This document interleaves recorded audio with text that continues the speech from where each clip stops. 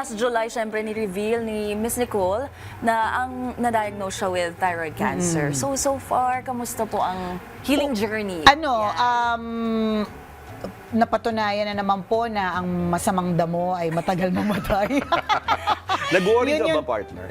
Nag-worry ako for my voice, to be honest. Kasi ito yung bread and butter ko eh. Parang nag-iisip na ako, ano ba, magmo-model na lang ba ako? Charot! Nakakainis yung magmo-model, Bridget.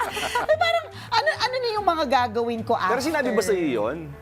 Na parang, okay, may tendency na mawala yung boses mo, Yes, na oo nga. na heads up ka ba? Ang sinabi sa akin, Magiging boses lalaki ka pagkatapos nito, may ganun ba? Hindi, yung mga other people who went through I heard from their testimonies, yung mga experiences nila na kasi sobrang lapit niya. It's in the same tenement. Kumbaga sa magkaiba naman si thyroid tsaka si voice box. But kumbaga sa apartment or sa nasa isang building lang sila. Nasa building Oo. 8 sila Kapitbahay. Townhouse sila, magkadikit na magkadikit. Correct, ganon. So although ang assurance naman ng doctor was, high-tech naman na tayo, merong very, very, very 1% slim chance. Kaya lang, nandun pa rin ako sa may 1%. Alam mo naman tayo, dun pa rin sa, natakot ako dun.